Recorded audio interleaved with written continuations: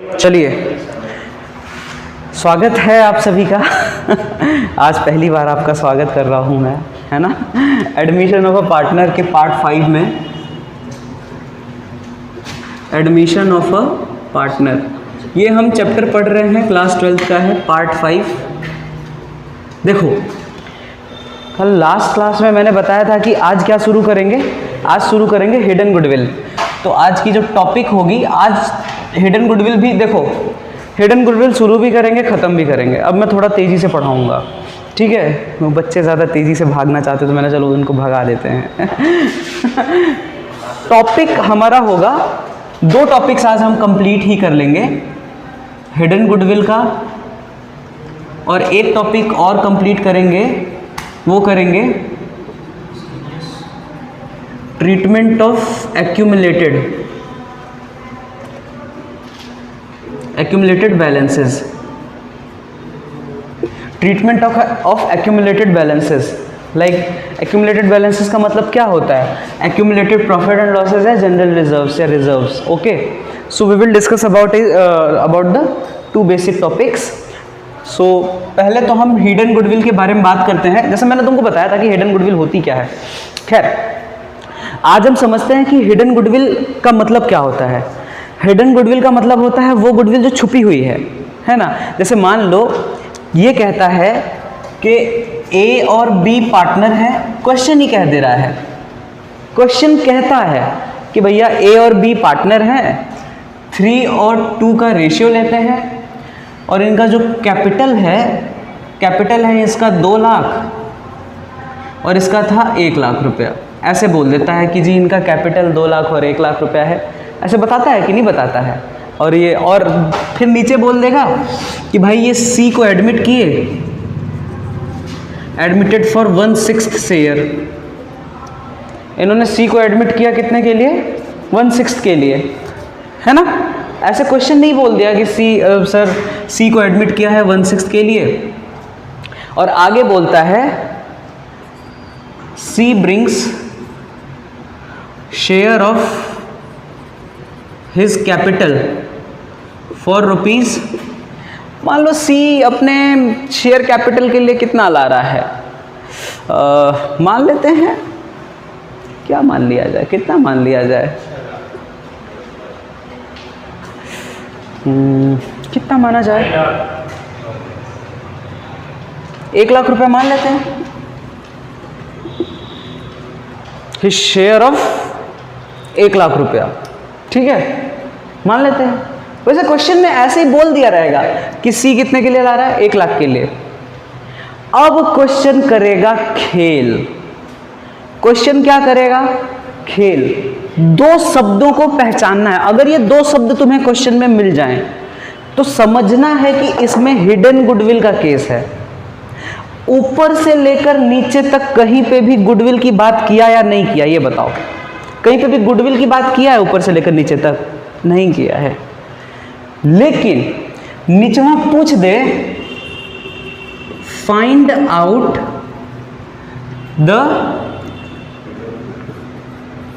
Goodwill of new partner. अरे मतलब ये एक तरीके से पूछ दे कि find out the goodwill of new partner, है ना। ऐसे बोल दे, या तो ये बोल दे कि find out the goodwill of the new partner, नए पार्टनर का गुडविल बता दो। या तो ये बोल दे journalise the following cases for premium for goodwill. Goodwill के लिए जनरलाइज कर दो। बात समझ में आ रही है? क्वेश्चन में कहीं पे भी गुडविल के बारे में बात नहीं कर रहा, लेकिन तुमसे नीचे पूछ दे रहा है कि बताओ नया पार्टनर का गुडविल क्या होगा, बताओ। या फिर ऐसे बोल दे, find out the value of goodwill of the firm and also of new partner,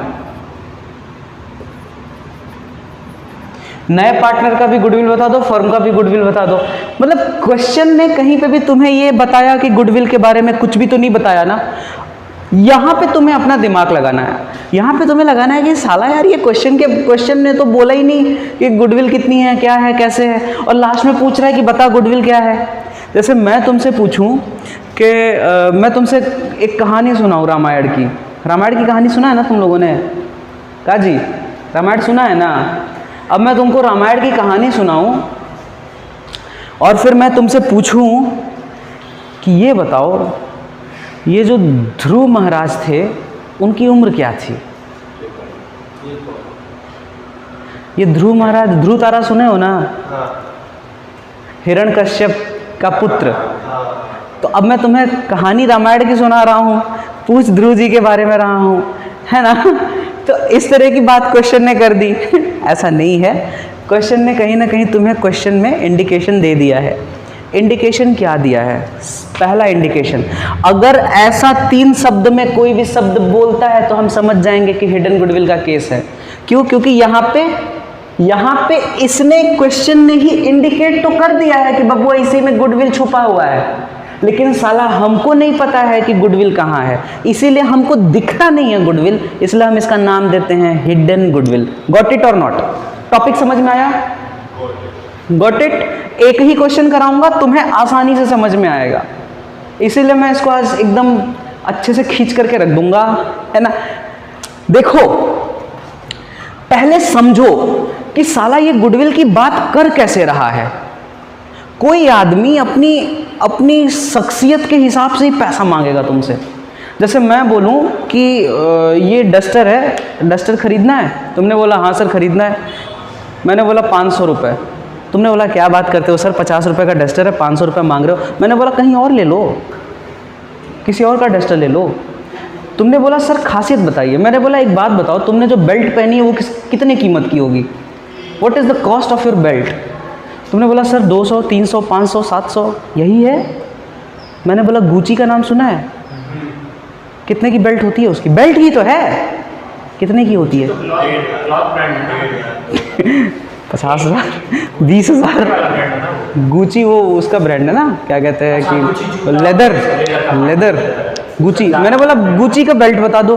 तो गुची ने अपने बेल्ट की कीमत इतनी ज़्यादा रखी क्यों है? 2000 से तो शुरुआत होती है उसकी चीज़ों की कीमत, 2-3 हज़ार, 4 हज़ार, 5 हज़ार, 10 हज़ार।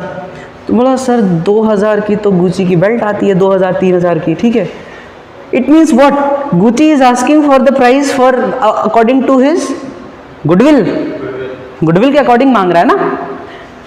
समझो, क्वेश्चन ने इंडिकेट कर दिया है कि गुडविल का मामला है बाबू। कैसे? सबसे पहला स्टेप क्या? स्टेप 1, पहला, find out the total capital of new firm. पहले ये पता करो। अच्छा देखो, मैंने न्यू फर्म के टोटल कैपिटल की बात की है, नए फर्म के टोटल कैपिटल की बात करूं। नए फर्म का मतलब ए बी नहीं, ए बी और सी। तो बबुआ सी ला कितने के ले रहा है? 1 लाख के लिए ला रहा है ना। तो जोड़ते हैं भैया, 2 लाख रुपया किसका हो गया?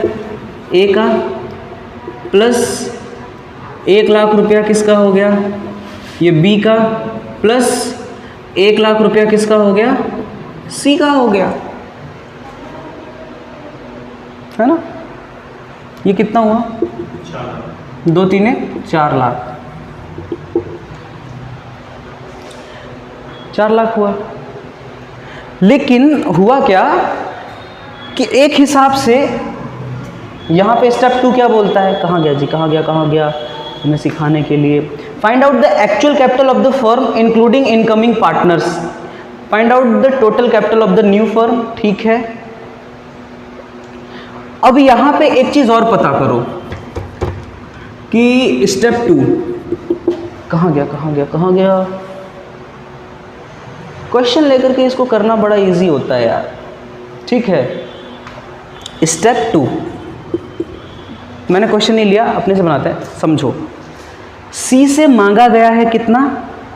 1,00,000 रुपया। कितना मांगा गया है सी से? और उसको बोला, वादा क्या किया गया है कि भाई तुमको कितना देंगे? 1/6 शेयर देंगे। इसका मतलब क्या है? इसका मतलब है कि सी ने सोचा होगा कि अगर मैं किसी चीज़ का हिस्सा 1/6 पा रहा हूँ, किसी भी चीज़ का हिस्सा 1/6 पा रहा हूँ, तो उसकी टोटल वैल्यू क्या होगी? अगर सी पा रहा है मतलब सी 1/6 ही तो पा रहा है, तो इसके हिसाब से वो सोचेगा कि अच्छा उसकी टोटल वैल्यू क्या होगी? उसकी टोटल वैल्यू क्या होगी? तो total value of capital of firm according to new partners capital, जो नया पार्टनर कैपिटल ला रहा है उसके अकॉर्डिंग फर्म की टोटल वैल्यू क्या होनी चाहिए? भैया नया पार्टनर ला रहा है 1,00,000 रुपया, इस 1,00,000 के बदले इसको 1/6 मिल रहा है। इसका मतलब कि इसने सोचा होगा कि फर्म की वैल्यू कितनी होगी? 1,00,000 का 6/1, रेसिप्रोकल करेंगे तो हमको टोटल वैल्यू मिल जाएगी फर्म की, कि फर्म की टोटल वैल्यू होनी कितनी चाहिए? 6,00,000। मामला फंस गया। सी बोला कि अबे सालों एक बात बताओ, मैं तो सोच करके आया था कि फर्म की वैल्यू 6,00,000 है, इसीलिए मैं 1/6 में मान गया, वरना सी को मानना कितने में चाहिए था? 1/4 में मानना चाहिए था, क्योंकि सी 1,00,000 ला रहा है ना।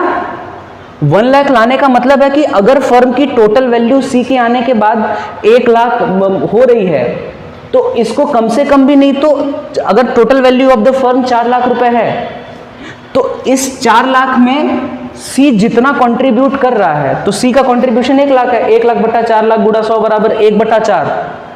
1/4 ही सी का होना चाहिए, मतलब सी को तो 1/4 मिलना चाहिए, लेकिन सी को कम मिल रहा है ना, 1/6 तो कम होता है। तो सी ने बोला अबे एक बात बताओ, ये क्या धोखाधड़ी है? मैंने तो सोचा था कि 6,00,000 वैल्यू होगी फर्म की, तब ना मैंने 1/6 के लिए 1,00,000 रुपया दे दिया, वरना कम देता मैं 1/6 के लिए। देता कि नहीं देता जी? ए और बी ने समझाया कि बाबू यही गुडविल है, जो तुम एक्स्ट्रा पैसा पे कर रहे हो क्या है? यही गुडविल है। बात समझ में आ रही है? गुडविल कितनी है? 2,00,000 रुपए। किसकी? फर्म की। देखो समझो, यह क्या छुपा हुआ नहीं है। सी से मांगा गया कितना? 1,00,000। कितने के लिए? 1/6 के लिए। जबकि 1/6 का अगर एक्चुअल कैपिटलाइजेशन वैल्यू निकाला, मैं यहाँ पे कैपिटलाइजेशन वैल्यू की बात कर रहा हूँ, अगर 1/6 का एक्चुअल कैपिटलाइजेशन वैल्यू निकाला जाता 1,00,000 के बदले, तो पता चलता कि फर्म की टोटल वैल्यू ऑफ कैपिटल होनी चाहिए 6,00,000, लेकिन है 4,00,000। इन सालों को 4,00,000 के हिसाब से मांगना चाहिए था, इन्होंने 6,00,000 के हिसाब से मांगा है। यानी कि ऑब्वियस सी बात है कि अगर इन्होंने ज़्यादा मांगा है तो ये 2,00,000 का जो बीच में गैप आ रहा है ना, वो अपने गुडविल के नाम पे मांगा होगा। बात समझ में आ रही है? किस नाम पे मांगा होगा? गुडविल। और ये गुडविल किसकी होगी? पूरे फर्म की। पूरे फर्म की गुडविल होगी। भैया 2,00,000 तो पूरे, ये तो पूरे फर्म की बात चल रही है ना, तो ये तो so hidden goodwill of total firm is 6,00,000 minus 4,00,000 is equals to 2,00,000। Firm की कितनी हिडन गुडविल आई? 2,00,000। समझ में आया? अभी तुम्हें हिडन गुडविल का कॉन्सेप्ट समझ में आया नहीं? फर्म की गुडविल आई 2,00,000। अब फर्म की गुडविल 2,00,000 आई, तो इस 2,00,000 में से सी का गुडविल निकाल लो। सो सी शेयर ऑफ गुडविल 2,00,000 गुणा 1/6। अब जो भी आएगा 1/6 है ना, 33,333, यही आएगा लगभग, यही आएगा ना 33,333 रुपीज़। 33 है ना, यही लगभग आएगा। अब मेरी बात और समझो, एंट्री कैसे करते हैं? एक बात बताओ, अगर ये केस ही हिडन गुडविल का है, तो जब गुडविल के बारे में कहीं क्वेश्चन ने बात ही नहीं की, तो goodwill premium brought in cash हो सकता है या नहीं? By new partner goodwill of the premium value in cash हो सकता है या नहीं?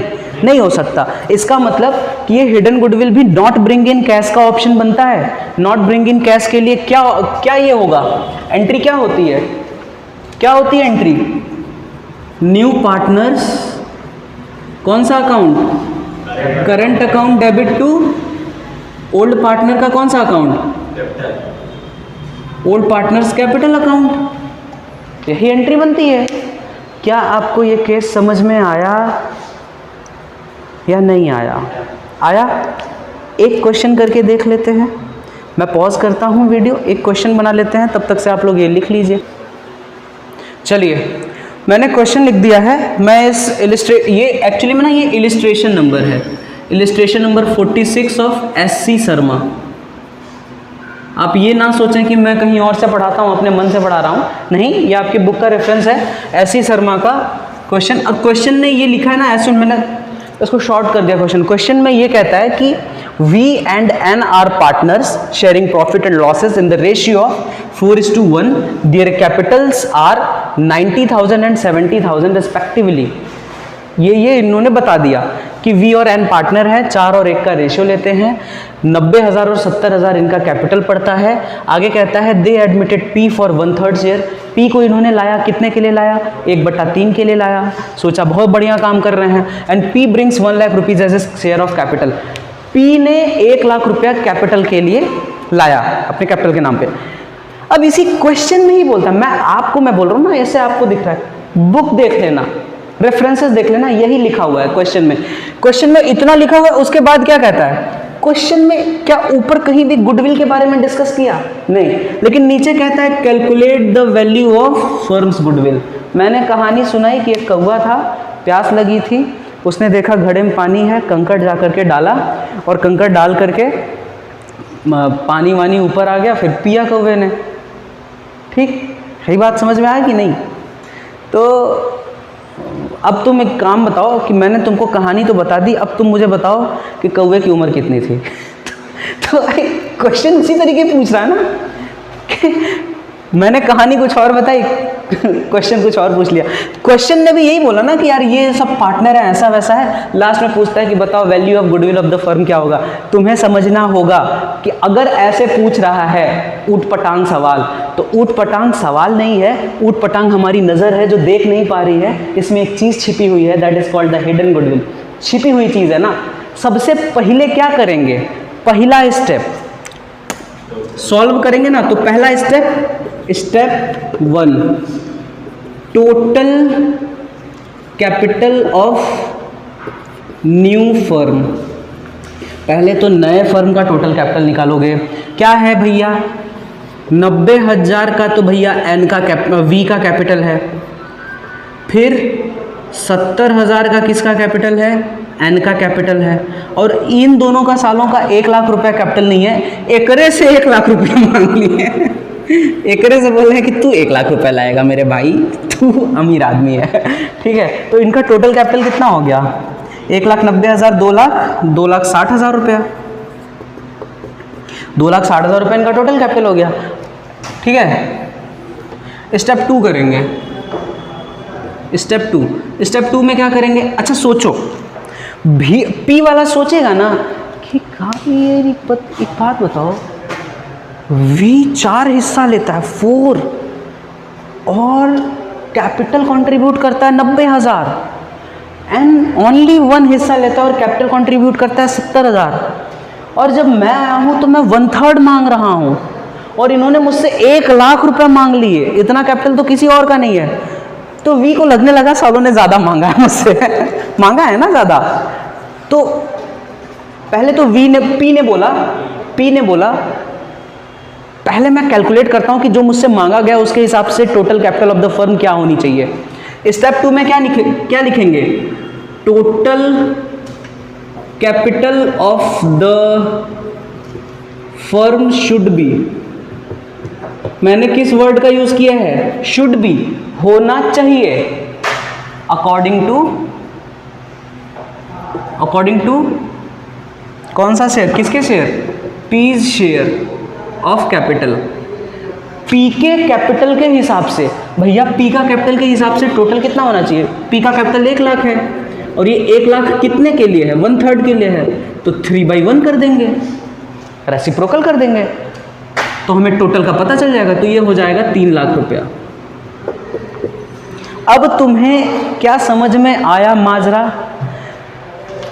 पी ने देखा कि 1 मिनट, मेरे द्वारा कैपिटल जितना मांगा गया है, मुझसे मांगा गया है, उसके हिसाब से तो फर्म की कैपिटल होनी चाहिए 3 लाख। कैपिटल कितनी है? 2,60,000। तो गया गुस्से में, बोला अबे सुन इधर आ, मुझसे तो 3 लाख रुपए के हिसाब से ना मांगा है तुमने, और तुम्हारे कैपिटल की वैल्यू तो 2,60,000 है। तो इन्होंने समझाया कि तुम्हें जो पैसा दिख रहा है ना कैपिटल का, बेवकूफ़ कहीं का, तुझे सिर्फ कैपिटल की वैल्यू दिख रही है, हिडन है कोई चीज़। और वो कौन सी चीज़ है जिसके बदले तुमसे ज़्यादा वसूला गया है? क्यों वसूला गया है? गुडविल की वजह से। तो goodwill of the firm will be, goodwill of the firm कितना हो जाएगा? गुडविल ऑफ द फर्म हो जाएगा यही 3 लाख। ये 3 लाख क्या है?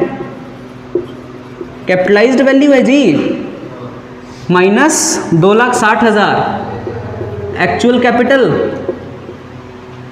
भाई कैपिटलाइज्ड वैल्यू है ना, अकॉर्डिंग टू पीज शेयर। तो ये कितना आ जाएगा? 40,000 आ जाएगा इसका कैपिटल। एक्चुअली में गुडविल 40,000 गुडविल आ जाएगा। तो देखो इसने पूछा था calculate the value of firms goodwill, तो फर्म की गुडविल हमने बता दी। हाँ जी, हाँ जी, ये कौन सा गुडविल है? ये हिडन गुडविल है। नहीं, तुम एक्चुअली में ये हिडन गुडविल हमारे लिए है ना, हिडन गुडविल तो हमारे लिए है, क्योंकि अकॉर्डिंग टू द क्वेश्चन हम इसे हिडन गुडविल आपका टॉपिक नहीं है। टॉपिक क्या है? टॉपिक है कि आपको गुडविल फाइंड आउट करना है। आपके बुक में हिडन गुडविल इसलिए बोला गया है क्योंकि हमें दिखता नहीं तो हमें फाइंड आउट करना है, ठीक है। एक्चुअली में कहा तो ये गुडविल ही जाएगा ना, गुडविल के अलावा क्या कहा जाएगा? गुडविल के अलावा कुछ नहीं कहा जाएगा। अब इसके हिसाब से क्वेश्चन ने नहीं बोला है, लेकिन मैं आपको बता दे रहा हूँ। इसके हिसाब से P का शेयर ऑफ गुडविल कितना होना चाहिए? सो P's share of goodwill should be, question ने नहीं बोला है बट मैं तुम्हें बताने के लिए बता रहा हूं, कितना होगा? 40,000 का कितना? 1/3। 40,000 का 1/3 निकाल लो।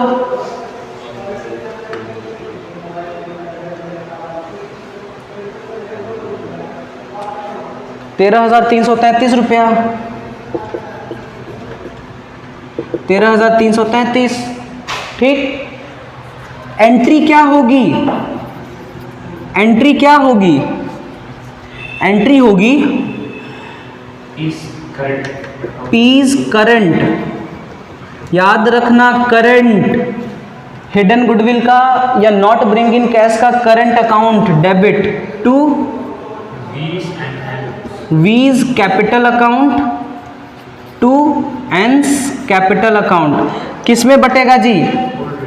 Sacrificing ratio. दोबारा गलती कर रहे हो, बहुत बड़ी गलती है। चाहो तो निकाल करके देख लो, ये केस 1 का केस है, तो ओल्ड रेशियो जो आएगा वही सैक्रिफाइसिंग रेशियो आएगा, बटेगा सैक्रिफाइसिंग। हाँ, कटेगा, नंबर कटेगा, बिल्कुल कटेगा नंबर, क्योंकि 2 अलग अलग पार्टनर है तो नंबर कटेगा, ठीक है। आप इसको ऐसे वहाँ पे लिख तो दोगे, लेकिन फिर जब अकाउंट बनाने की बारी आएगी तो उसको जस्टिफाई कैसे करोगे? जैसे पार्टनर्स कैपिटल अकाउंट बनाओगे तो उसको कैसे जस्टिफाई करोगे? तो नंबर तो कट जाएंगे, ठीक है। आगे बढ़े जी। अब ये बांट लेना यार, ये करने को क्वेश्चन ने बोला नहीं है, तुम बांट लेना। समझ में आया? हाँ, हाँ, तो जब काइंड में लाता है, काइंड में मतलब है कि आधा पैसा ला दिया, तो जो पैसा लाया उसके लिए यहाँ पे ये नहीं आता, प्रीमियम फॉर गुडविल आता है, और जो पैसा नहीं लाया उसके लिए ये वर्ड आ जाता है, न्यू पार्टनर्स करंट अकाउंट। समझ में आया या नहीं? अगला topic, next topic, hidden goodwill का केस खत्म। हिडन गुडविल का केस इसके अलावा कुछ नहीं है। मैंने 2 स्टेप बता दिए, these 2 steps are enough to understand the case of hidden goodwill. Now we are going to understand the case of distribution treatment of the accumulated balances. Okay, देखो समझो मेरी बात, we will learn the topic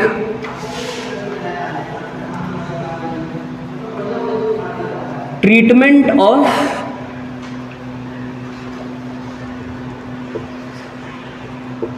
accumulated balances. क्या होता है accumulated balance? देखो, जो चीज़ बची हुई होती है, जिसे बांटा नहीं गया होता, जैसे पिछले साल का प्रॉफिट एंड लॉस नहीं बांटा गया, कोई जनरल रिजर्व था।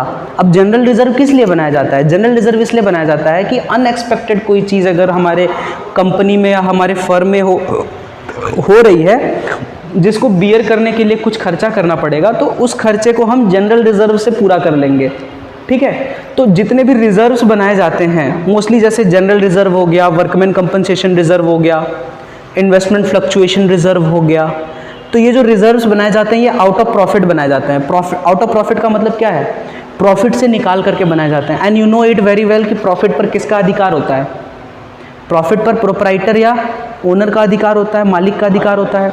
अब अगर मालिक के पैसे से कोई रिजर्व बना है तो मालिक को क्या समझा करके बना होगा कि मालिक इस साल के लिए हम प्रॉफिट के 10% का रिजर्व बना रहे हैं, अगर ये खर्चा हुआ तो ठीक, खर्चा कर लेंगे, बार बार आपके पास थोड़े ना आना पड़ेगा पैसा मांगने, और अगर खर्चा नहीं हुआ तो ये साल के लास्ट में हम आपको डिस्ट्रीब्यूट कर देंगे, दे देंगे। गॉट इट और नॉट? बात समझ में आ गई?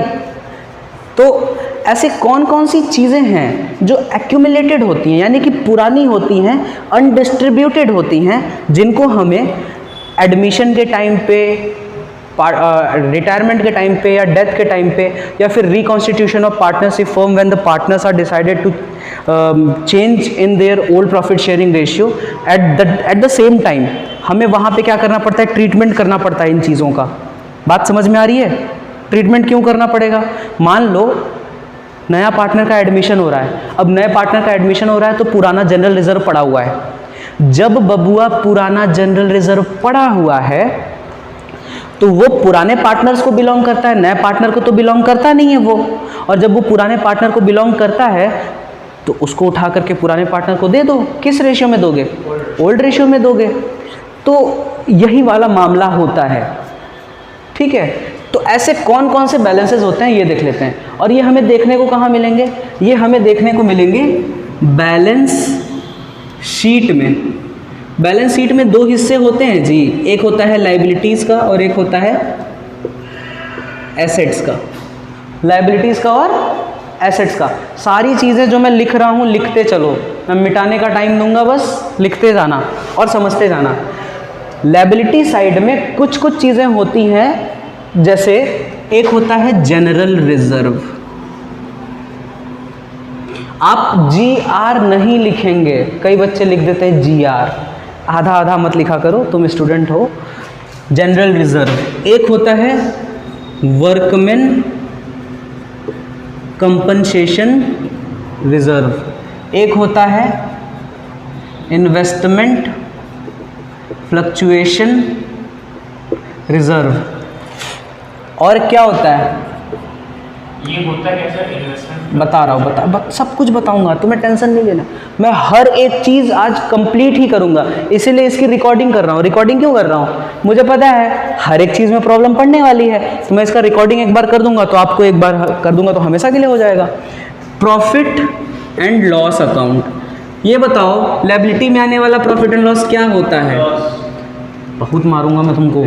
प्रॉफिट होता है, प्रॉफिट होता है, और ये कैपिटल में ऐड होता है। ठीक है, याद रखना। ऐसे मैंने बोला ना, जल्दबाजी नहीं करनी है ना। कॉन्फिडेंस और ओवर कॉन्फिडेंस में एक पतली सी लकीर का फ़र्क होता है, तो टेंशन नहीं लेना, आराम से सोच करके जवाब देना है। ठीक है, चलो। General reserve, workman compensation reserve, investment fluctuation reserve, profit and loss account, इतनी चीज़ें मिल गई हमें लायबिलिटीज़ की तरफ से, जो एक्यूमुलेटेड होती हैं, बची हुई चीज़ें होती हैं जिन्हें हमें बांटना होता है।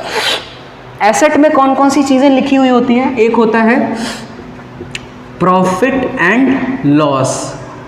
ये क्या होता है? लॉस। ये एक्चुअली में लॉस होता है। ठीक है, और एक और चीज़ होती है एडवर्टाइजमेंट सस्पेंस अकाउंट। ये आपको एक एग्जाम्पल पड़ता है डिफर्ड रेवेन्यू एक्सपेंडिचर का, वही चीज़ होता है एडवर्टाइजमेंट सस्पेंस अकाउंट। और एक और चीज़ हो जाती है गुडविल। आप कहोगे कि सर ये कौन सी गुडविल है, तो इस गुडविल को कौन सी गुडविल कहते हैं?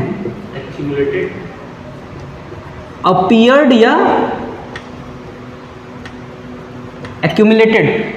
इस गुडविल को अपीयर्ड या एक्यूमुलेटेड गुडविल कहते हैं, यानी कि पुराना गुडविल जो बांटा नहीं गया है, it should be distributed among the partners, I mean among the old partners in the old ratio. Okay, got it और नॉट। पहली बात जो हमने शुरू में डिस्कस की वो ये कि this belongs to the old partner at the time of reconstitution. When I will talk about the reconstitution of the partnership firm, it will always be considered as the changing in the profit sharing ratio between the partners, or the admission of partner, or the retirement of partner, or the death of the partner. Reconstitution means these cases. At the time of reconstitution of the partnership firm, these items should be distributed among the old partners in the old ratio. But if the new partners are agreed, नए partners अगर agreed होते हैं, नए partner का मतलब क्या है? ए B C partner थे, 3:2:1 का रेशियो लेते थे, आगे डिसाइड किया कि 1:1:1 का रेशियो लेंगे, तो नया पार्टनर ए बी सी ही होंगे, बट इनका नया रेशियो फॉलो होगा। ए बी सी पार्टनर हैं, सी रिटायर हो गया, नए पार्टनर ए बी पार्टनर हैं, सी एडमिट हुआ है, तो नए partner A B C. If the new partners decided to not distribute these items, then what will be happened and how it will be treated? अगर पहले तो केस यही है कि इसको बांट दो ओल्ड पार्टनर्स को, लेकिन अगर ये लोग चाह देते हैं कि नहीं इसको एक काम करते हैं, नहीं बांटते हैं, इसको जैसा चल रहा है ना वैसा ही कंटिन्यू करे रहते हैं, तो जब बाबू लोग ऐसा होगा, तो मैंने बताया था रिकॉन्स्टिट्यूशन ऑफ पार्टनरशिप फर्म में जब हम वैल्यूएशन ऑफ गुडविल पढ़ रहे थे, तो मैंने बताया था कि जो वैल्यूड गुडविल होता है ना, वैल्यूड गुडविल का जो केस होता है, वैल्यूड गुडविल का जो केस होता है, जैसे उसमें एंट्री की जाती है वैसा ही किया जाएगा। क्या किया जाएगा? क्या किया जाएगा? गेनिंग और सैक्रिफाइसिंग, गेनिंग और सैक्रिफाइसिंग पार्टनर्स को, गेनिंग और सैक्रिफाइसिंग पार्टनर्स को डिस्ट्रीब्यूट कर दिया जाएगा कैलकुलेट करके। बात समझ में आ रही है? रिटर्न ऑफ का मतलब खत्म कर देना, ठीक है। गेनिंग और सैक्रिफाइसिंग पार्टनर्स को क्या कर दिया जाएगा? डिस्ट्रीब्यूट कर दिया जाएगा। कैसे, किस रेशियो में?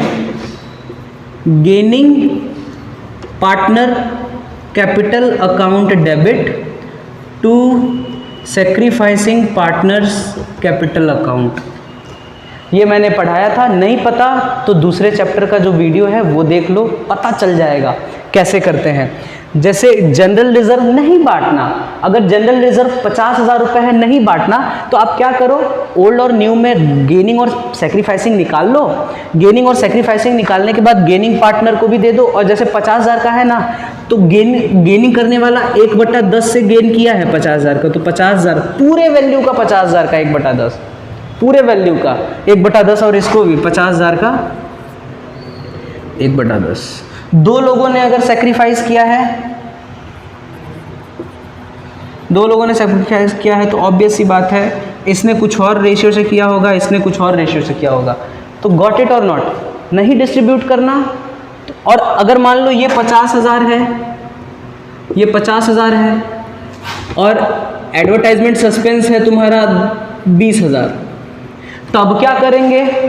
तब 50,000 में से 20,000 घटाएंगे, और जब घटाएंगे तो जो वैल्यू आएगा उसको फिर से गेनिंग और सैक्रिफाइसिंग पार्टनर्स में बांट देंगे। अगर दो पार्टनर एक साथ एडमिट कर रहे हैं तो उसके ऊपर बिल्कुल दो पार्टनर एक साथ एडमिट कर रहे हैं। वैसे मैं तुम्हें बता दूं, क्लास 12th में ऐसा केस तुमको बुक में इक्का दुक्का देखने को मिलेगा। सारे बच्चों से मैं एक बात बोलना चाहता हूँ, आउट ऑफ द कॉन्टेक्स्ट जाने की ज़रूरत नहीं है। बुक में इक्का दुक्का ऐसा क्वेश्चन दिखेगा जिसमें दो पार्टनर एडमिट होंगे या दो पार्टनर रिटायर होंगे, तो don't be so impatient about it, don't be so impatient about it. ये बहुत ही ईजी क्वेश्चंस होते हैं, बट हमें कंफ्यूजिंग लगते हैं। बोर्ड एग्जामिनेशन में ऐसा मुझे तो नहीं लगता है कि ऐसा कभी 2 पार्टनर के एडमिट करने वाला, 2 पार्टनर के सेक्रीफाइस करने वाला, सॉरी रिटायर करने वाला पूछा होगा। खैर ये इजी होता है। वेल मैंने बता दिया, अगर ये डिस्ट्रीब्यूट नहीं करना चाहते तो नहीं करेंगे, लेकिन अगर ओल्ड पार्टनर्स को देना ही हो गया तो क्या करेंगे? जो लायबिलिटी का पार्ट है उसके लिए एंट्री करते हैं। क्या एंट्री करते हैं? अगर इसको बांटना है, इसको बांटना है, इसको बांटना है, इसको बांटना है, तो एंट्री तो सेम तरह की होगी। किसको बांटना है? ओल्ड पार्टनर्स को, ओल्ड रेशियो में। तो कैसे लिखेंगे? एंट्री ऐसे होगी, general reserve account debit, workman compensation reserve account debit, investment fluctuation reserve account debit, profit and loss account debit to old partners capital account. और ये किस में जाएगा? ओल्ड रेशियो में जाएगा बबुआ।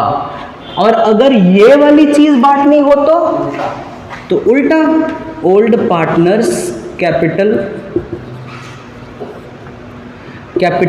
Account debit to profit and loss account, यहाँ पे लिख लेना loss, to advertisement suspense account, to goodwill account. Got it और नॉट? लिख लो, जल्दी लिखो। आप लोग भी लिख लो, ऑनलाइन वालों आप लोग भी लिख लो, मैं पॉज कर दे रहा हूँ, आप भी पॉज करके लिख लो। हाँ जी, तो मेरे ख्याल से आप लोगों ने लिख लिया होगा। बट एक चीज़ समझो, मामला फंसता कहाँ है? मामला एक्चुअली में ना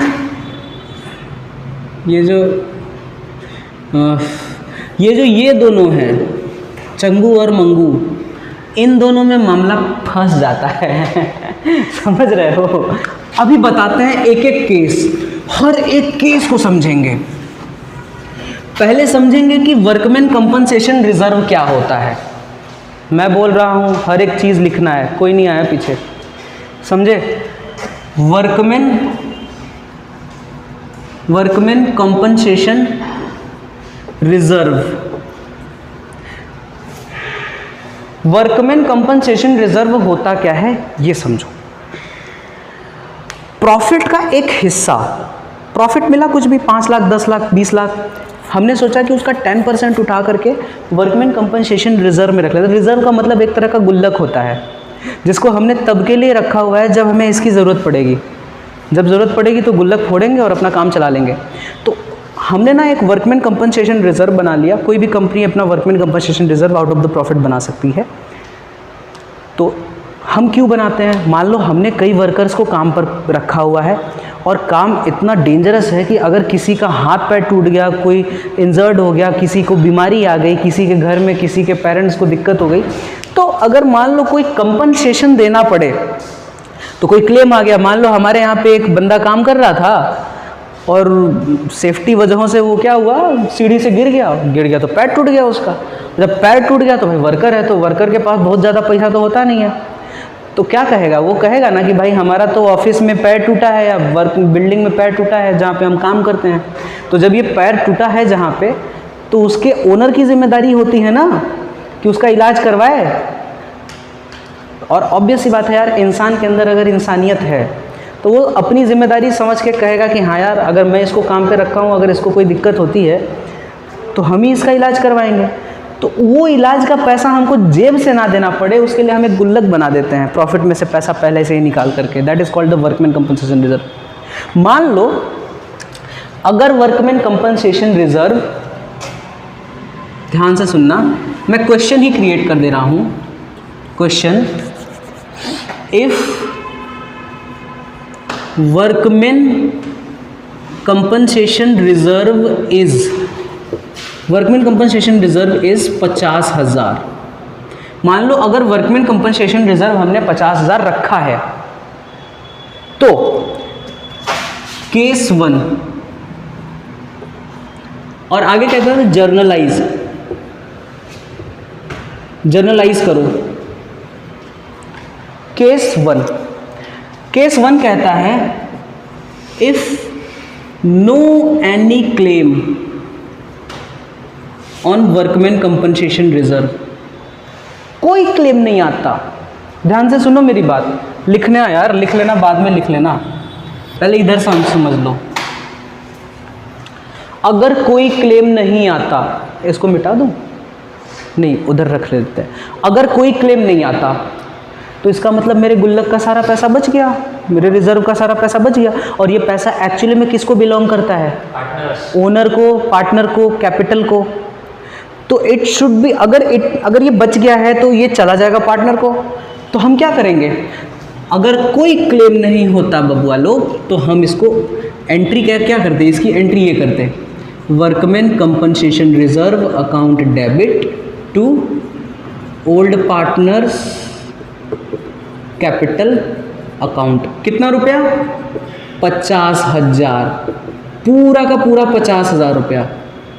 बात समझ में आ रही है? ओल्ड रेशियो किस में बांटेंगे जी? ओल्ड रेशियो में बांटेंगे।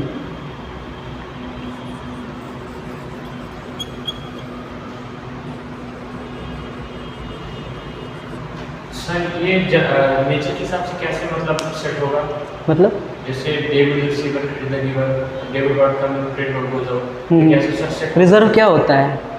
प्रॉफिट एंड लॉस किसका पार्ट है? नॉमिनल अकाउंट का पार्ट है। तो वर्कमैन कंपनसेशन रिजर्व किसका पार्ट होगा? नॉमिनल अकाउंट का पार्ट होगा, यही ना? क्योंकि रिजर्व कहाँ से बन रहा है? Out of the profit and loss. Profit and loss account अगर नॉमिनल है तो ये भी तो नॉमिनल ही होगा ना। और ये partners capital account, capital account already वो पर्सनल अकाउंट होता है ना? तो ये कैसे बैठेगा सर? ये कैसे क्या बैठेगा? मतलब जैसे बोलते ना, मतलब debit what come credit what goes out, वो फिर किसी और लेक्चर में बात करेंगे, क्योंकि वो लंबा खिंच जाएगा। हमें क्यों जाना है उतना डीप? क्यों जाना है? अगर तुम्हें जाना है तो जा करके 11th की बुक पढ़ लो, वहाँ पे तुमको सारे पार्टनर्स, कैपिटल अकाउंट और इन सारी अकाउंट्स के बारे में बता देगा। या फिर मैं कहूँगा कि अकाउंट्स की ही बुक पढ़ लो। वर्कमैन कंपनसेशन रिजर्व क्या होता है, इसी बुक में जो जहाँ पे इंट्रोडक्शन लिखा होता है ना, वहाँ पे बता देगा। एम आई राइट और नॉट? तो उतना डीपली क्यों जाना जब हमें यहाँ पे 12th की बुक में हमको ये सब करना है। और वैसा भी क्लास 12th में इस तरह का क्वेश्चन पूछेगा नहीं, टीचिंग की तैयारी कर नहीं रहे हो, है ना? वैसे पता कर लेना, मैंने वैसे बता दिया है कि ये नॉमिनल अकाउंट पड़ेगा, partners capital account, personal account पड़ेगा। वो कैसे आता है वो आप अपना निकालते रहो। केस टू में ऐसा हो सकता है ना, किसी वर्कर का पैर टूटे और वो फिर क्लेम कर दे, एक एप्लीकेशन डाल दे। एप्लीकेशन मतलब क्लेम का मतलब क्या है? एप्लीकेशन डाल दे कि सर मेरा पैर टूटा है, मुझे आप पैसे दे दो। तो कंपनसेट करना पड़ेगा कंपनी को या फर्म को। कहाँ देख रहा है पीछे, आगे देखो ना। कंपनसेट करना पड़ेगा। और अगर कंपनी ने कंपनसेट किया, if claim on workman compensation reserve is, मान लो 30,000 रुपये आ गया। अगर वर्कमैन कंपनसेशन रिजर्व पे 30,000 का क्लेम है तो आप बताओ 30,000 तो हमको देना पड़ेगा ना। रिजर्व हमारा था 50,000 रुपये का, गुल्लक फोड़े 50,000 रुपये निकल गया और उसमें से 30,000 उठा के हमको किसी वर्कमैन को देना पड़ा, बच गया 20,000। और ये 20,000 किसको बिलोंग करेगा? पार्टनर्स को। तो अब हम पार्टनरवा को कितना देंगे? 20,000 देंगे। लेकिन एंट्री कैसे करेंगे? एंट्री ऐसे करेंगे, इधर देखो, एंट्री ऐसे करेंगे, workman compensation reserve account debit 50,000 to claim on workman compensation reserve account 30,000। भैया पहले क्लेम देना पड़ा मुझको, अब बचा हुआ पार्टनर को देंगे to old partners capital account. ये कितना हो जाएगा जी? 20,000। ठीक है जी।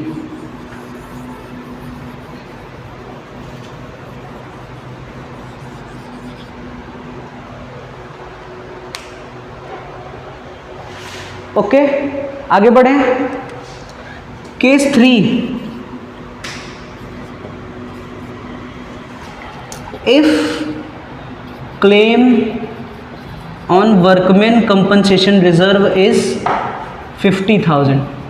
अच्छा, जितना रिजर्व था ना हमारा, 50,000 का रिजर्व था, 50,000 ही क्लेम भी आ जाए तो क्या एंट्री होगी? क्या ओल्ड पार्टनर्स को अब कुछ मिलेगा?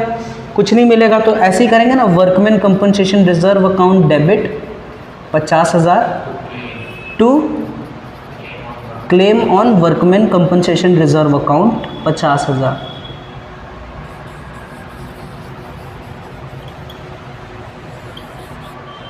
ठीक है, अब मामला गड़बड़ाएगा। अब मामला कहाँ गड़बड़ाएगा ये देखना। ज़्यादा हो जाएगा तो अगर मान लो case 4, if claim on workman compensation reserve is 60,000 रुपया, मान लो कि 60,000 रुपया का क्लेम आ जाता है, तो हमारे पास गुल्लक में कितना था? 85,000 था ना। अब समझो मामला गड़बड़ाएगा। कैसे? गुल्लक फोड़े, 50,000 निकला, और 10,000 कहाँ से निकालना पड़ रहा है? पार्टनर जेब से, फर्म की जेब से बे, फर्म की जेब से। और फर्म की जेब का मतलब क्या है? कहीं ना कहीं एक नए लायबिलिटी। क्लेम का मतलब क्या है? क्लेम का मतलब ये आपके ऊपर लायबिलिटी आ गई, इसको पूरा करना है। तो नया लायबिलिटी कितने का जन्मा? 10,000 का नया लायबिलिटी जन्मा। और एक बात बताओ, ये नया लायबिलिटी अनरिकॉर्डेड लायबिलिटी या फिर न्यू लायबिलिटी हुआ कि नहीं हुआ? जब न्यू लायबिलिटी हुआ तो रीवैल्यूएशन में फर्क पड़ेगा कि नहीं पड़ेगा? रीवैल्यूएशन में अनरिकॉर्डेड लायबिलिटी या अनरिकॉर्डेड एसेट्स के बारे में बात कर रहा था, बात कर रहा था कि नहीं कर रहा था? तो ये 10,000 साला नया लायबिलिटी पैदा हो गया है। तो क्या करेंगे? इसके लिए दूठ एंट्री होता है। एंट्री नंबर 1 क्या एंट्री होगा? Workman compensation reserve account debit कितना है? 50,000 to claim on workman compensation reserve account 60,000। ये देखो, वर्कमैन कंपनसेशन रिजर्व अकाउंट 50,000 है, क्लेम आ गया 60,000 का, और हमको पता है कि डेबिट क्रेडिट बराबर होता है। तो 10,000 डेबिट में कमी पड़ रही है। ये कौन सी कमी कहलाएगी? रिवैल्यूएशन अकाउंट की कमी कहलाएगी मेरे बाबू, डेबिट। बात समझ में आई? काई जी, तुम्हें आई बात समझ में? और रिवैल्यूएशन अकाउंट में इस 10,000 को लिखेंगे या 60,000 को लिखेंगे? 10,000 को, क्योंकि 10,000 की ना एक्स्ट्रा लायबिलिटी आ रही है। अब एक बात बताओ, समझो, यहां पे समझो। रिवैल्यूएशन अकाउंट ऐसे होता है, क्रेडिट डेबिट, ये होता है plus liability minus asset, minus liability plus asset, यही ना होता है जी। नया लायबिलिटी क्रिएट कर गया, तो नया लायबिलिटी क्रिएट कर गया तो क्या लिखेंगे? To claim on workman compensation reserve कितना है? जो कि हमने ये एंट्री यहां पे कर दी है, इसी की ना एंट्री हुई है। देखो, revaluation account debit, revaluation account debit to claim on workman compensation reserve. ठीक, आगे देखो। लेकिन ये लॉस भी तो हो गया, लॉस नहीं हुआ क्या? इसको 10,000 का लॉस हुआ है कि नहीं जी? क्या लिखेंगे बाई? लॉस ऑन क्या लिखेंगे? Revaluation account. किसमें? लॉस ऑन रिवैल्यूएशन अकाउंट किसको किसको होगा? पार्टनर्स को, ओल्ड पार्टनर्स को होगा। ये लॉस किसको होगा? ओल्ड पार्टनर्स को ना। ये लॉस किस में जाता है? ओल्ड पार्टनर्स में। तो अब दूसरा एंट्री जो होगा वो किस में जाएगा? ये वाला दूसरा entry, entry for loss on revaluation account, जो रिवैल्यूएशन अकाउंट पे लॉस हुआ है। और ये किसका था? Entry for claim on workman compensation reserve. ये वर्कमैन कंपनसेशन रिजर्व के क्लेम की एंट्री है, ये लॉस की एंट्री है। तो ये लॉस की एंट्री कैसे होगी? ये होगी old partners capital account debit to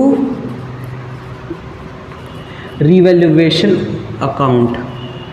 ठीक है, और ये जाएगा ओल्ड रेशियो में, ये ओल्ड रेशियो में जाएगा। किसका कॉल है? किसका है? हाँ हाँ, तो उठा लो, ये लिख लीजिए।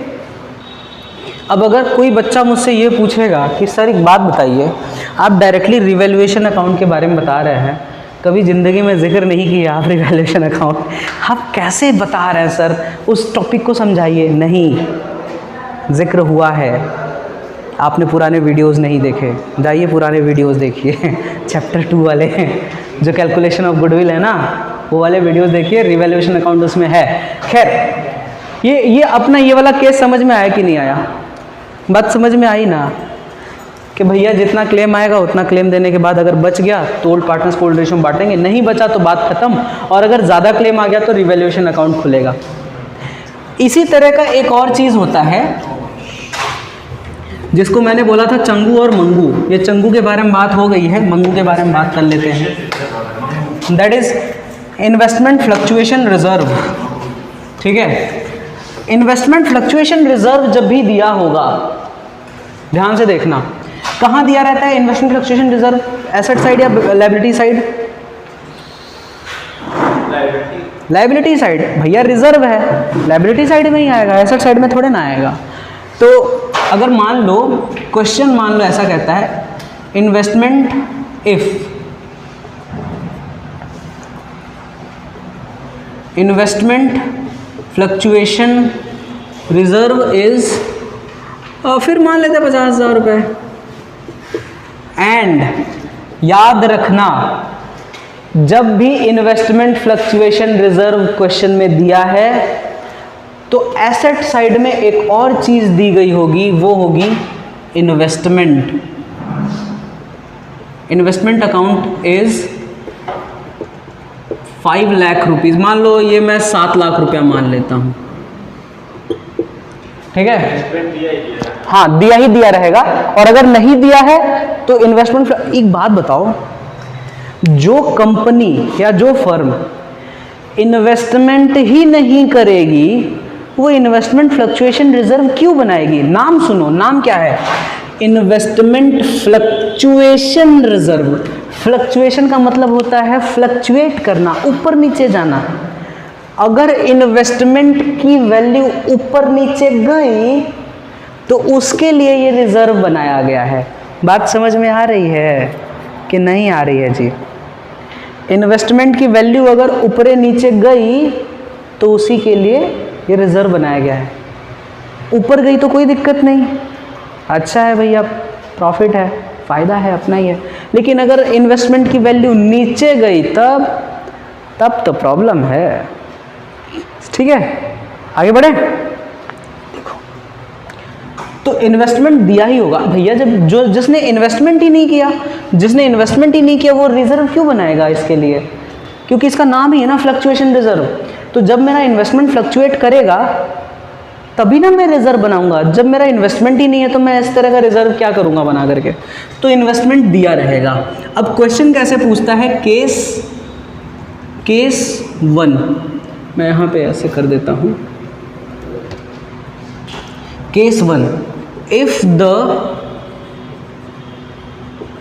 Market value of investment is not changed. अगर मार्केट वैल्यू इन्वेस्टमेंट की कोई चेंज ही नहीं हो, कुछ ना हो, कोई फर्क ना पड़े इन्वेस्टमेंट पे, तो भैया क्या हमारा इन्वेस्टमेंट फ्लक्चुएट किया? नहीं किया तो रिजर्व का पैसा बच गया कि नहीं बच गया? तो क्या करेंगे? इसको ओल्ड पार्टनर्स को ओल्ड रेशियो में बांट देंगे। क्या करेंगे? Investment fluctuation reserve account debit to old partners capital account. किस रेशियो में? ओल्ड रेशियो में। ठीक है, मैं पॉज कर लेता हूँ, स्याही भर ले। ब्रह्मास्त्र है तो एक मच्छर वाला ब्रह्मास्त्र आता है ना, वो जो बैडमिंटन रहता है रैकेट, हाँ वही रैकेट, तो वही मच्छर वाला। हम तो मतलब बड़ा फ्रस्ट्रेट हो गए थे तो हम खरीदे थे। एक रात में हम कम से कम 70-80 मच्छर मारे थे, और जब फूटता था ना तो बड़ा मज़ा आता था। चलो देखो, अगला केस, केस 2। अच्छा एक बात बताओ, मार्केट में इन्वेस्टमेंट की वैल्यू बढ़ भी तो सकती है। घट थोड़े ना सकती है, जरूरी तो नहीं है ना कि घटेगी ही, बढ़ भी तो सकती है। जो भी हमने मान लो हमने रिलायंस कंपनी का शेयर खरीदा हुआ है, अब रिलायंस कंपनी का जब हमने शेयर खरीदा हुआ है तो ज़रूरी थोड़ा ना कि रिलायंस कंपनी का शेयर स्टेबल ही रहेगा, फ्लक्चुएट करे। फ्लक्चुएट का मतलब है वो बढ़ भी सकता है घट भी सकता है। अगर बढ़ जाए तब क्या होगा जी? If the value of investment in market is 7,20,000 रुपया। देखो हमारा इन्वेस्टमेंट कितना था 7 लाख का, और value of investment in the market कितना हो गया 7,20,000 का। तो 20,000 का हमको फायदा हो रहा है कि नहीं हो रहा है? तो इस मामले में क्या करेंगे? इस मामले में बबुआ सीधे सीधे एक बात बताओ, इधर देखो, एक बात बताओ, 20,000 का फ़ायदा हो रहा है कि नहीं हो रहा है? तो इस मामले में हम रीवैल्यूएशन खोलेंगे। Good evening. Revaluation account, revaluation account में इसको किधर लिखेंगे जी? क्रेडिट, क्रेडिट साइड ना। क्या लिखेंगे? By investment. इन्वेस्टमेंट की वैल्यू कितने से बढ़ गई? 20,000 से बढ़ गई। क्या एंट्री होगी इसकी? 2 एंट्रीज होंगी। पहली एंट्री होगी, देखो मैं दोनों एंट्रीज बता रहा हूँ। पहली एंट्री क्या होगी? एंट्री होगी ये investment account debit to revaluation account, ये एंट्री होगी। और दूसरी एंट्री क्या होगी? भैया ये बढ़ी तो तुरंत रिवैल्यूएशन पे हमारा क्या आ गया? प्रॉफिट आ गया। रिवैल्यूएशन पे हमारा क्या आ गया? प्रॉफिट आ गया। To profit on revaluation account XYZ जो भी हैं, किस रेशियो में? ओल्ड रेशियो में बटेंगे। ठीक है, तो अभी इसके देखो ध्यान से समझो मेरी बात। मैंने इसके लिए 2 एंट्रीज बताई हैं। एक entry investment account debit to revaluation account, कितने रुपए? 20,000 20,000। और इसी तरीके से जब ये प्रॉफिट होगा तो प्रॉफिट के लिए भी एंट्री होगी। क्या एंट्री होगी? नहीं, profit on revaluation account debit to, नहीं, old partners capital account, to old partner capital लिख सकते हो, लेकिन क्या जरूरत है यार? हाँ हेलो, अरे भैया यहाँ पे इन्वेस्टमेंट लिखे, रिवैल्यूएशन दोनों साइड बराबर होना चाहिए ना। जब इसके अलावा कोई और आइटम नहीं है तो कहीं ना कहीं रिवैल्यूएशन पे हमें प्रॉफिट हुआ कि नहीं हुआ? जब हमारे इन्वेस्टमेंट की वैल्यू 7 लाख से बढ़ करके 7,20,000 हो रही है तो प्रॉफिट ही है ना 20,000 रुपये। तो ये एक्चुअली में पहले बार ये प्रॉफिट कहाँ पे शो किया जाएगा? रिवैल्यूएशन अकाउंट में। लिख लो। तो मैं इसको समझाने के लिए बताया था बट इसे मिटा देता हूँ, ठीक है? तो यही एंट्रीज होंगी हमारी, ठीक। अगला देखो, केस 3। मैं बुक का कोई क्वेश्चन इस तरीके से इनका नहीं लगवाने वाला। एक्यूमुलेटेड बैलेंसेस का कोई भी क्वेश्चन मैं बुक से नहीं लगवाने वाला। अगला टॉपिक क्या होगा? अगला टॉपिक होगा full fledged question. Full fledged question of admission. अगर एक पार्टनर एडमिट होता है तो क्या क्या केसेस आते हैं? रीवैल्यूएशन का, रीवैल्यूएशन अकाउंट दोबारा नहीं समझाऊंगा, अब सीधे सीधे क्वेश्चन पे आएंगे। क्यों? बता चुका हूँ, समझा चुका हूँ, ठीक है? तो रीवैल्यूएशन अकाउंट, जब भी एक पार्टनर का एडमिशन होता है तो क्या क्या अकाउंट बनता है? Revaluation account, partners capital account, then balance sheet. अब ये बड़ा वाला क्वेश्चन चलेगा कल से, आज से नहीं, है ना?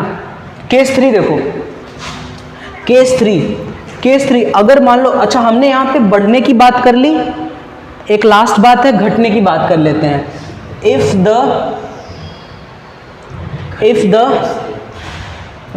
The market value of investment is 6,80,000 रुपया, या 6 लाख मान लो 70,000 रुपया। मान लो मार्केट रेट ऑफ इन्वेस्टमेंट 6,70,000 हो जाए, हमारे पास रिजर्व कितना है 50, ये 7 लाख से घट करके कितना हो जाए 6,70,000, तो हमारा लॉस हो गया कि नहीं हो गया? कितने का? 30,000 का। क्या इस लॉस को हमें अपने जेब से पूरा करना है या गुल्लक से? गुल्लक से।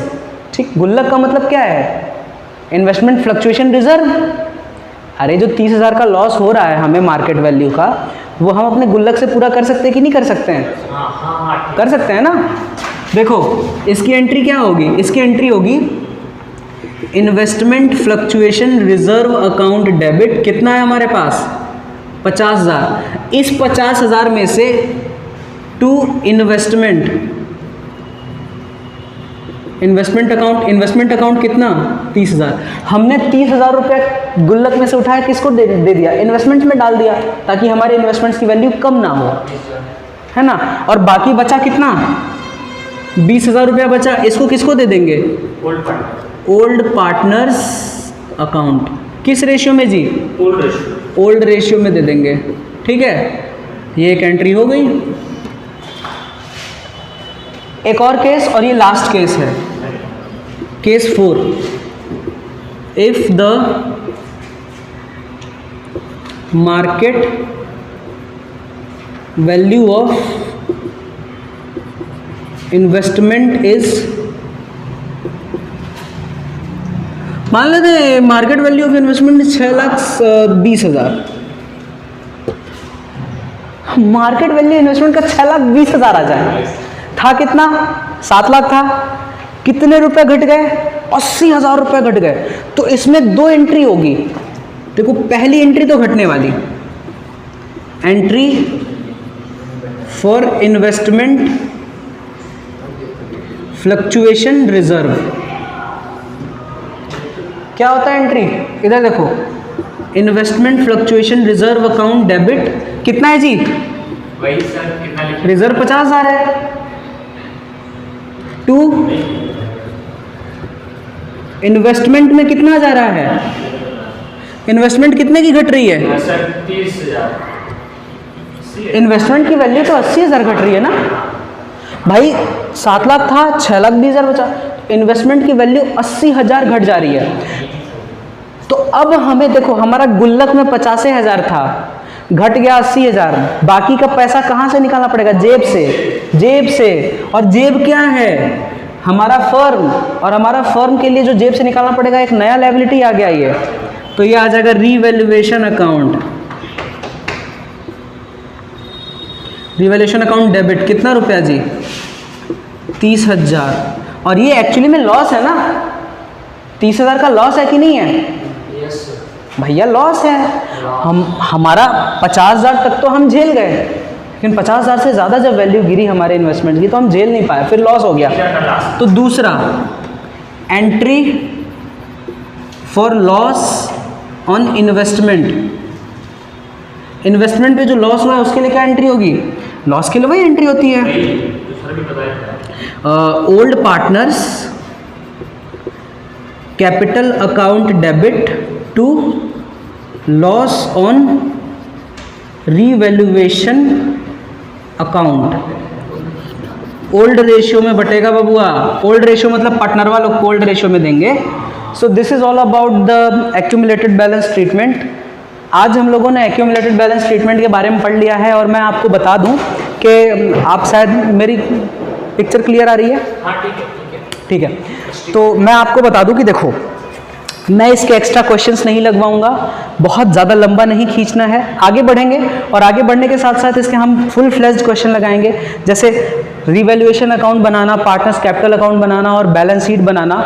और इसी के साथ बीच में अभी 2-3 और क्लासेस चलेंगी, 2-3 क्या, अभी तो और 4-5 क्लासेस मेरे ख्याल से एडमिशन की चलेंगी, और इसमें हमें और भी चीज़ें सीखनी है, अभी कंप्लीट नहीं है ये, कुछ भी कंप्लीट नहीं है। आपको पार्टनर्स कैपिटल अकाउंट बनाना भी सिखाऊंगा, साथ में कैपिटल अकाउंट में अभी एडजस्टमेंट के केसेस बचे हुए हैं। Capital adjustment on the basis of old partners capital account and capital adjustment on the basis of the new partners capital account, and how it will be calculated in the form so this is all for today. आज के लिए बस इतना ही। देखो, पढ़ते रहो, तैयारी करते रहो। मैंने जितना पढ़ाया है रिपीटेटिव वे में उसको पढ़ो, बार बार बार बार, 3 बार 4 बार। कोशिश करना एस.सी. शर्मा की बुक से पढ़ो, बेस्ट बुक है। टी.एस. ग्रेवाल्स अगर तुमने हाथ में रखी है तो मैं कहूँगा कि कोशिश करना कि उसको छोड़ दो। एस.सी. शर्मा बेस्ट है, डी.के. गोयल बेस्ट है। मैं किसी की बुराई नहीं कर रहा, but for the class 12th student मैं यही कहूँगा, 12th के बच्चों के लिए वो एक तरीके की बेस्ट और स्टैंडर्ड बुक है। This is all for today. Bye, thank you.